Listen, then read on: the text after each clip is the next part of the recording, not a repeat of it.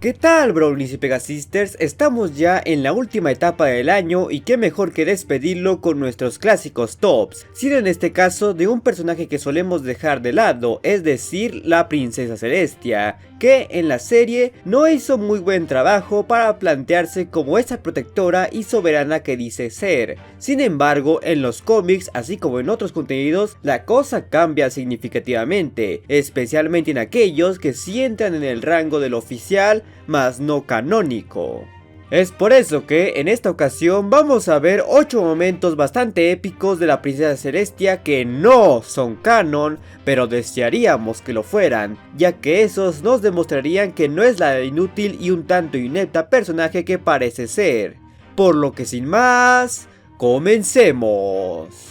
Iniciamos con una de las clásicas historias de Friends Forever, retomándonos en una fecha especial para Celestia, que es nada más ni nada menos que el cumpleaños de su hermana, eligiendo a Pinkie Pie para la realización del pastel. Para ello le pide hacer un pastel emocionante, grande y real, a pesar de no tomar en cuenta las ideas de Pinkie, llegando a intentar de todo hasta el punto de perder la cabeza. Es en ese mismo instante en donde la princesa se disculpa por hacerla sentir presionada con las expectativas que le pidió, ya que solo quiere un pastel para probarle a su hermana que, a pesar de los 1000 años de distancia, siempre la ha querido y aún más estando más unidas, por lo que juntas realizan el pastel y conmueven a Luna expresando cuánto la quiere y que siempre contará con ella, siendo una muestra de amor y aprecio hacia su hermana. Pasamos a la siguiente historia encabezada por las dos hermanas Celestia y Luna, en la cual andaban emocionadas por el gran evento de la Sociedad de las Hermanas en el cual querían participar, pero dado a que ambas tienen bastantes responsabilidades acumuladas, deciden acabar juntas para asistir al evento. Por lo que poco a poco se van estresando y alterando a tal grado de discutir y pelear por todo, hasta el punto de meter a sus mascotas en el asunto y se les olvida darles de comer, por lo cual ya se les hace tarde y van directo al evento mientras discuten. Ya adentro se comienzan a molestar una a la otra hasta la carrera a campo abierto, donde siguen discutiendo, llegando hasta involucrar a Rarity y Sweetie Belle, siendo interrumpidas por sus mascotas dado que fueron alimentadas con las frutas encantadas que dejaron en el castillo por error, dejando de lado sus diferencias y trabajando juntas para calmar a sus mascotas, quienes estaban peleando por la influencia de sus dueños. Volviendo esta una historia de reflexión donde ellas podrán tener sus diferencias, pero eso sí, jamás se dejarán quererse por el amor y aprecio que se tienen una a la otra. Una lección que sinceramente ya han aprendido en varias veces, pero quizás deban seguir aprendiéndola. Y seguimos con la saga de Friends Forever, retomándonos en una historia entretenida en donde Spike visita a la princesa Celestia para recordarle el cumpleaños de Twilight y quiere regalarle un nuevo telescopio, ya que el que usa está algo dañado, por lo que ambos se embarcan a la montaña de cristal donde se encuentran los mejores cristales para crear el lente de telescopio, siendo que en el trayecto son capturados por langostas de rocas, siendo Spike quien controla la situación, haciéndolo salir amenazando a las langostas con comérselos. Aunque Spike se preguntaba por qué si Celestia es tan poderosa, ella no toma la situación de los ataques de los villanos y otros seres ella misma. Esta contestando que sí podría, pero tal como es princesa, es maestra, dejando que Twilight tome la situación con sus propios cascos para así aprender a volverse más fuerte y segura de sí misma, cosa que enseñó a Spike también. Tras luego de tanto revuelo, consiguen los lentes y los mandan con Starry Alex, el fabricante real, consiguiendo el telescopio y dándoselo de regalo a Twilight, finalizando con una carta de Celestia a Spike, comentando que gracias a él aprendió que los papeles pueden cambiar para bien a uno mismo. Aun cuando Celestia no actúa mucho aquí, es ella quien nos explica y revela por qué no hace frente a otras amenazas, algo que los fans y hasta los personajes llegan a reclamar constantemente. Y más importante, usa a Spike como un excelente ejemplo al permitirle ser él el héroe de la situación, aun cuando ella fácilmente podría salvarlos. Ahora pasamos con la saga de microseries en donde Celestia nos cuenta cómo hace bastante tiempo Canterlot estaba bajo ataque y varios ponis dieron batalla en un encuentro donde se mostraría su capacidad de poder y liderazgo para así alcanzar la victoria. Siendo ahí donde iniciaría o se fortalecería su amistad con Inkewill, una poderosa hechicera que se hizo un ídolo para los pequeños potros y potras quienes les gustaba que les contaran sus historias, y volviéndose una profesora para la escuela de unicornios superdotados de Celestia, algo que volvió a Inkewill en una completa leyenda que pese al pasar de los años sigue siendo querida y amada por varias generaciones de ponis, haciendo que su retiro sea prácticamente imposible. En nuestro siguiente puesto tenemos una breve pero sustancial batalla que marcaría un punto importante en la historia, no de Celestia sino de la reina Chrysalix, siendo de esta su batalla a muerte en donde recibiría sus característicos hoyos por todo el cuerpo a causa de un ataque letal de Celestia. Como ya he contado en otro top, Chrysalix y sus cambiantes harían una completa representación del caballo de Troya creando una estatua gigante de un emperador narcisista para así poder entrar a su imperio y tomarlo desde dentro.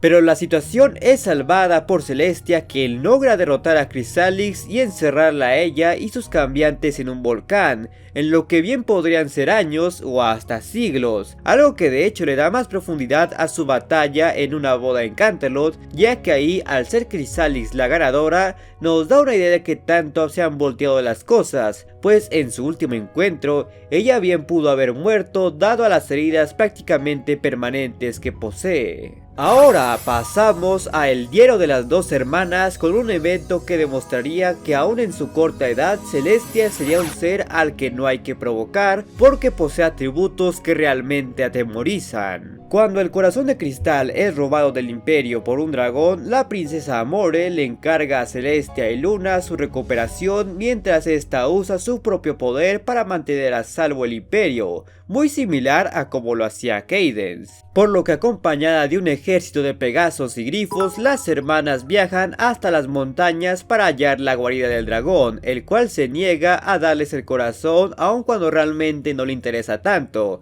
solamente quiere tenerlo. Por lo que, pese a los intentos civilizados de razonar con el dragón, las cosas finalmente llegan a un punto crítico cuando Celestia literalmente se prende de la ira y utiliza su voz real de Canterlot con este, asustándolo tanto que logra obligarlo a darles el corazón, siendo así que salvan al imperio. Algo que hasta hace gracioso el que Celestia les haya encargado a las Mind Six el ahuyentar al dragón que dormía cerca de Ponyville, sabiendo que ella tenía métodos mucho más efectivos. Pero bueno, por algo esta novela no es canon. Para nuestro segundo puesto volvemos a la saga de Fienchis Magic, donde tenemos el segundo round de Celestia y Nightmare Moon tras que esta haya sido desterrada a la luna, algo que realmente solo puede funcionar fuera del canon porque hay muchas cosas que contradicen a la serie. Tras haber llegado a la luna, Nightmare Moon se encuentra con los Nyx, las criaturas encargadas de los sueños que ya habíamos visto previamente en la saga de Nightmare Rarity,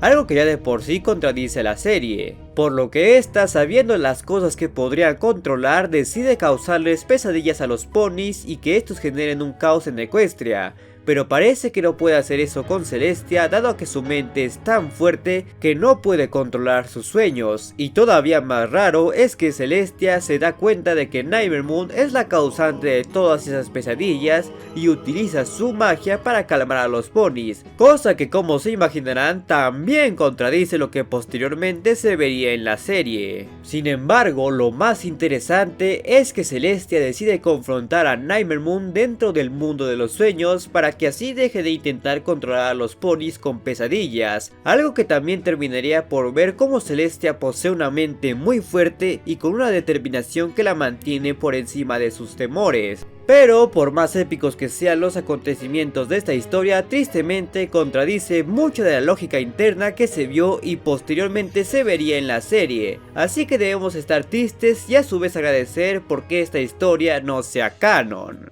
Y finalmente terminamos en nuestro primer puesto con algo que no es precisamente épico pero sí bastante emotivo, dado que es capaz de tocar fibras sensibles y mostrarnos el lado más vulnerable de Celestia que ni siquiera la serie se ha encargado de mostrar, siendo este perteneciente a la saga de Reflection, una de las sagas más queridas y de la que ya hemos hablado con anterioridad en este canal. Aquí la princesa Celestia se embarca entre dimensiones junto a Starsweet el Barbado gracias a un espejo mágico que este creó, siendo este el predecesor del espejo de Equestria Gears, hasta llegar a una dimensión en donde el gobernante de Equestria resulta ser el Rey Sombra, quien se presenta como un monarca amistoso encargado de cuidar a todos los ponis de ahí. Como la mayoría sabe, con el pasar del tiempo ambos gobernantes terminan enamorándose y Celestia llenaría el vacío que dejó la luna de su dimensión con la que había en esa dimensión, volviendo esta una forma de sanar sus heridas y a su vez despertar nuevas emociones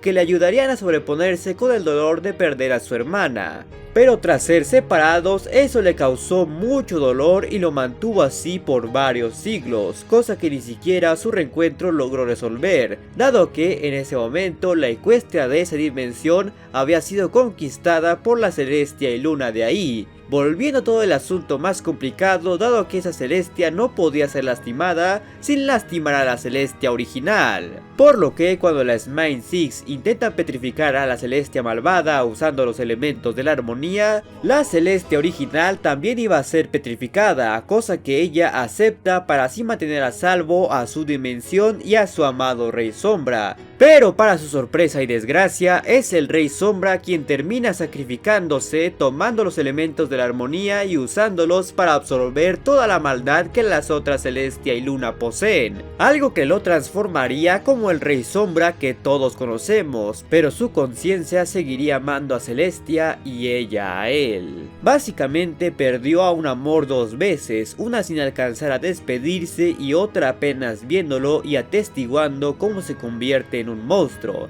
Esto como la última imagen que tendría de él para siempre, y aún así al final actuó como si fuese otro día de aventuras y peligro más, el cual olvidaría al día siguiente. Prueba que, como toda gobernante monárquica, siempre ha de guardar sus emociones más profundas para sí misma.